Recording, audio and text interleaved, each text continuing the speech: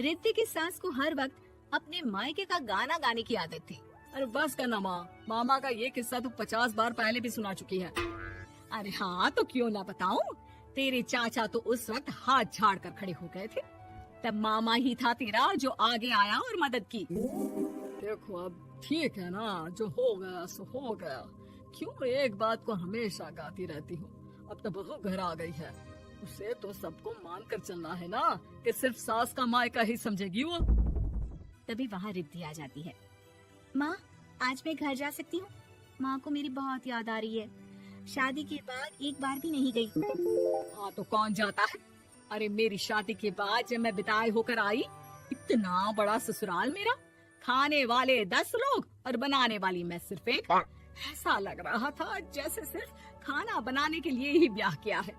वो तो मेरा भाई था, गांव से एक काम करने वाली चाची को भेज दिया जो मेरा हाथ पटाती थी, और उसको पैसा, खाना, कपड़ा, रहने के लिए कमरा, वो सब किससे दिया था?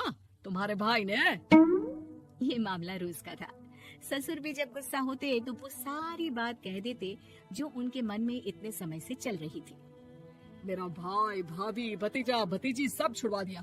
मैंने जीवन भर सिर्फ तुम्हारे परिवार वालों से निभाया, लेकिन अब भी चैन नहीं है तुमको। बहू के सामने सास को लगा कि उसकी बेइज्जती हो रही है। अब सुन बहू, अपने कमरे में जा, कहीं नहीं जाना मायके वायके। घर का काम कौन करेगा? पड़ोसन। बहू समझ जाती है मामला गर्म चल रहा है। कमरे में जाने में ही भलाई है।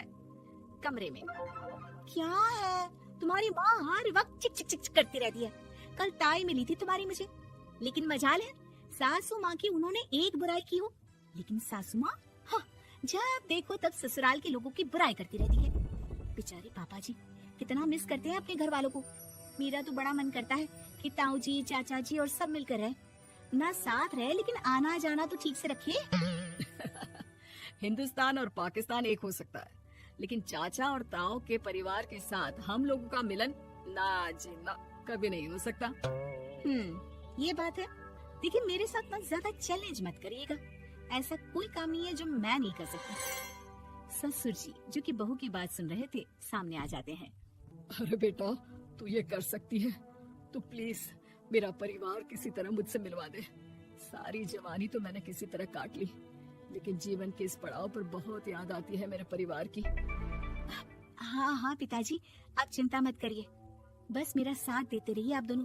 फिर देखिए कैसे माँ जी भी ठीक हो जाएंगी और पूरा परिवार भी एक हो जाएगा।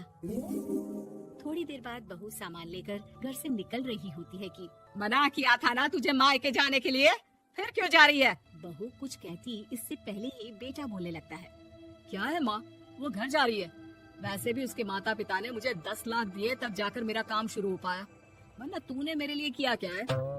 अरे वाह बेटा, बचपन से पढ़ाया लिखाया, तेरे दुख दर्द में जगी, और आज वो लोग तुझे सही लग रहे हैं। और फिर ससुराल में लड़की खुश रहे, ये तो मायके वालों की जीवन भर की जिम्मेदारी रहती है। तो ये तुमको भी तो सोचना था ना। ताऊ जी ने पापा को पढ़ाया लिखाया, जब तुम नहीं आई थी तो पापा के लिए ताई जी ने पापा की माँ की तरह देखभाल की। अब बोलिए।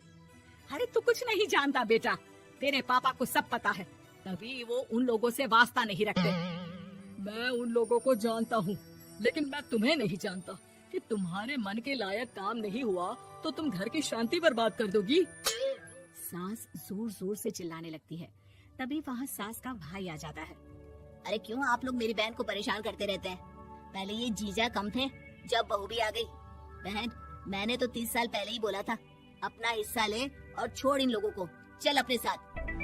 बहू समझ जाती है कि माँ ससुर की नजर किस पर है। देखा, तुम लोग मुझे अकेला मत समझना, मेरा भाई खड़ा है आज भी मेरे लिए। बहू मायके जाती है और आते वक्त साथ में एक नौकरानी ले आती है। अरे बहू, कुछ खाने को दे दे। अरे आंटी, क्यों भाभी को परेशान करती रहती हो?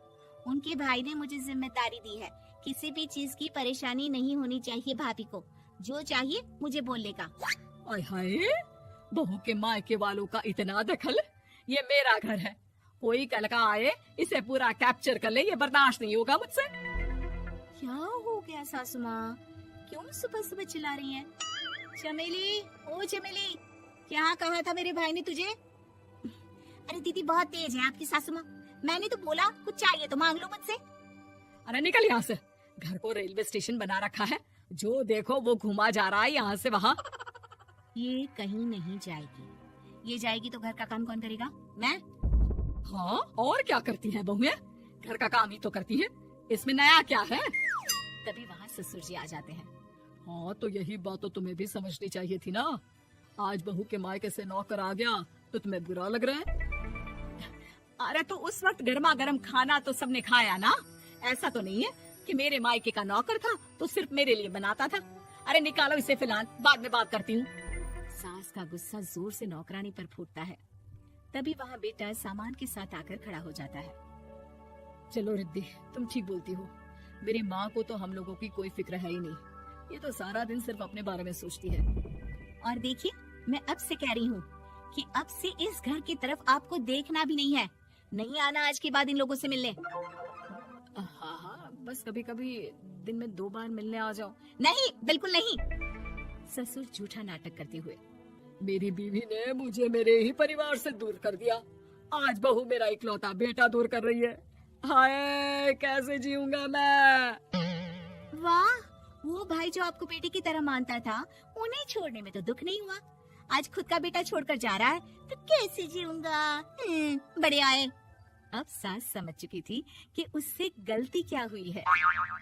मुझे माफ कर दे बहू, अब मेरी समझ में आ गया कि अपनों से दूर कर बीवियां पति का भला नहीं बल्कि उन्हें जीवन में अकेला कर रही है। मुझे माफ कर दे, मैं अब सबसे माफी मांग लूंगी। ससुर जी दूर से बहू को थम्स अप दिखाते हैं।